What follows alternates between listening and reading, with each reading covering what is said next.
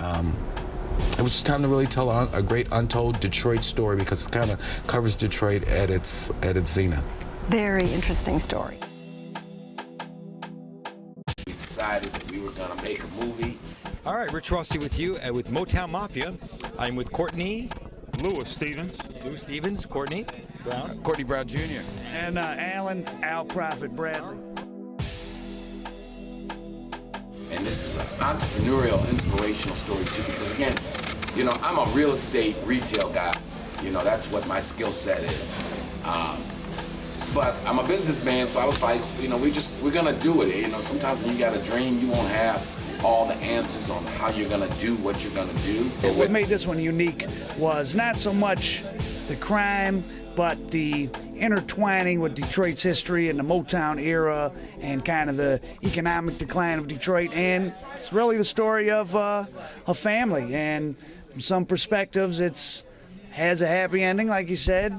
For others, it didn't have a happy ending. Right.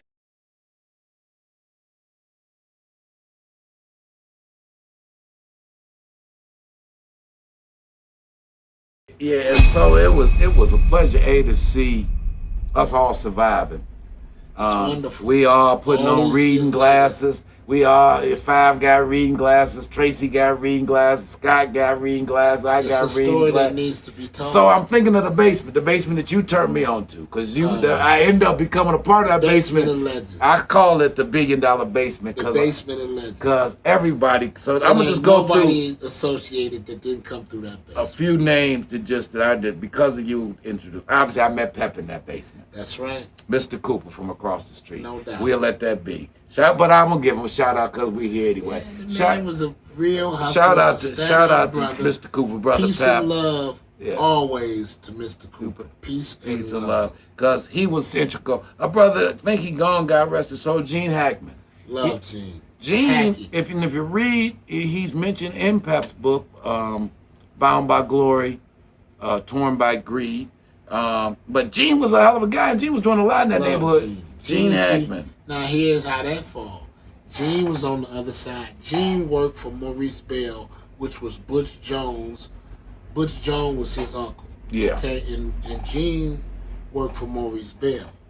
See what I'm saying? So they all knew each other, and how the shit got twisted. Because he was always in Tracy basement. Look, how the beef and everything got twisted, Five and all them would have to tell you. Because they all was friends to start. Yeah. Now, how it got to where y'all friends killing one another, he can't stand him. If you cross Martindale, don't you come cross Rich. All that bullshit, they would have to tell you because I wasn't a part of that. It was a lot of killing going on them between them, and they all came up together. All of them was friends. So one of them is going to have to tell you that who was a part of it. Nate, a.k.a. Gandhi, they used to call him. He was always right in the basement. Street all across the street. Tracy. Shout out to Nate. Brother Vinny. Didn't see Brother Vinny. Didn't see Brother Vinny. It was me, Him Five, and Lester. Tracy. Vinny and Lester. Lester is Vinny's brother. Brother Malcolm, who was a good friend of Brad, and who later would end up hustling with the old man. Peace and love to Malcolm. Malcolm's still around. I just ran into Malcolm. Good thing to see. Yeah, Malcolm's still out there. Fly Guy Ty, first guy I ever heard use the term fly. And this guy, God rest his soul, he talked so much shit. And the thing you don't know, because he had just come in from Boston. Because we don't know, I don't know that I'm observing history. I'm running with Eddie, he keeping me in this, and then me and Tracy. Fly Guy Ty comes from Pep. Yeah. He was a part of Pep's Boston crew. And when he came to Detroit with Pep, he just so happened and liked us. When he started hanging in the basement, smoking weed and sniffing cane and shit with Tracy and Brett. Yeah.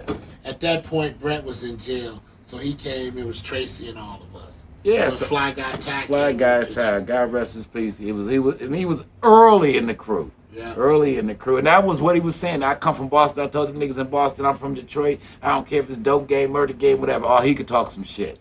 That's right. He could talk some shit. Fly Guy Ty. Now remember. He gets killed at the climax right there on Mount Elliott. He had just bought a brand new BMW 325, went to the climax, and that's where Fly Guy got killed at the climax on Mount Elliott. That's where he got killed at the climax. Never knew that. That's where they killed Fly Guy Ty when he came out. Another brother who I liked, met in that basement, unfortunately, God rest his soul, Lucky. Lucky. That's another one that's gone. I don't know how Luck got killed. Nah. Light-skinned brother, always Come to nice find out guy. now, the smallness of the world, when you read Pep book, he was from the township. Lucky. Wow. And so he would have to come from Wayne. Wayne, exactly. He would have to, because Wayne ran the township. And Wayne was the first one to bust the township. The Royal Oak Township, Wayne was the one who busted open. Yeah. That's where he was getting money from. And later joined Ivan and a bunch of other brothers. Shout out to that whole crew from way back in the day. Wonderful Wayne was the beginning of that. He right? opened up the township. He is the president of the township. Wonderful Wayne. Yeah. He is that. He can't take it away from me. He's loved. I love this style. When I seen him, he had that 928 Porsche. Oh, Wonderful Wayne was killing him. Yeah. So that basement was something else, though, man. It's a whole story history. The basement, that Tracy's basement, it deserves man. a movie. That's what I keep trying to tell you. That basement, See, just the it ain't nothing interaction. made up about it.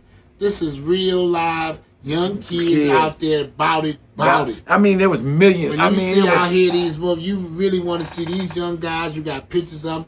They was about it. Yeah, these guys just was young.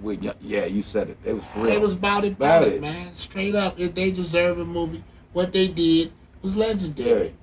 There's no other crew. I would compare them to the Fab Five. That's how the young boys was. That's how the young boy. Even though they had a bad, flawed leader, still That the young half. boy core of it was beautiful. Yeah. It was beautiful. The core of it was beautiful. All they used to drink was Remy Martin VSOP. Oh, they had style. If you drunk anything else but Remy Martin VSOP and Piper champagne, you wasn't a young boy. Oh, Pipers. We drank Pipers and Remy Martin VSOP, nigga. Yeah. If you ain't drink that, you and have a pair of top tens on. All nigga, flavors. Remember that boy, All Flavors? He used to run for y'all. The patent leather ones. He had them all flavors, because he had every pair of top tens known to man. Loved them. All flavors. Who else had passed from that crew? Brian Puddin. God rest his soul. Didn't Puddin just pass? For a while. Brian Puddin, another guy that I met in that basement, man. It was just a real good guy. Legend, Another guy was always But yeah, it was great, Tracy, seeing you again, Hut. And one day we gonna work. They both kind of private, him and Five. But y'all got some stories. Y'all got to get together. Got to get together and sit down one day when they want to kick it and talk about it. When they feel comfortable that they because these guys really was there, man. That's the essence of me. It's the essence of the young boys. They were the founders. And far as I go, far as me, anything knowing about the young boys and watching them come up, those are the ones I watched, and they did a pretty good job. They enticed me like a motherfucker. But I was telling Tracy, all credit to we was in the middle of the jungle, and Tracy kept us out of a lot of danger. Oh, that's big, bro. Yeah, he kept, he guided us, and we didn't. At least I didn't. I said I had a front. You was hustling with him. Bro, I had a front row seat because I'm fucking with you. But he was supposed to leave the game paid than a motherfucker. That's my only thing about it, because we always talked about that the whole time. But Eddie, we made the money. We just jacked it off. We didn't need with it. We didn't get to do it. That's Tracy another. Tracy didn't get it like he should have. No. Not quite like he should have. No, a lot of that. I look back though. We was young. We was young, and there was a lot going on, man. When you really look back at it, it was a lot going on. You get and see, here's the problem with that. Let me give you some real truth about that and why I speak on Hollywood. Hollywood has to invent that. We have it for real. Yeah.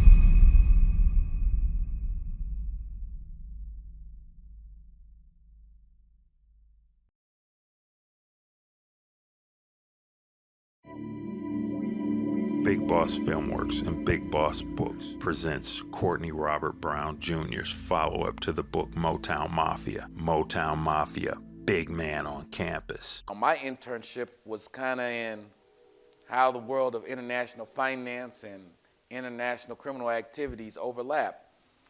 Corey Black Sr. wanted Corey to go to school to bring legitimacy to the family, but Corey had other plans.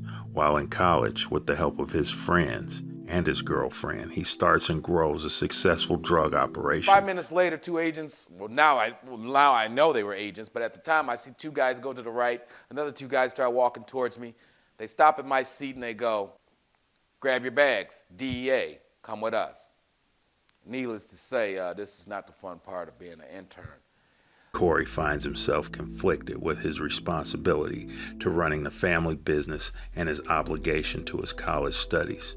However, he'll have to make things work in his favor if he wants to remain the big man on campus. The names have been changed to protect the guilty and the innocent. I'm taking economics and business 101 and marketing, and your economic teacher's telling you about a business plan and how you get a small business loan. And it's kind of the hypocrisy of the world, because I'm like, that ain't how the real world works.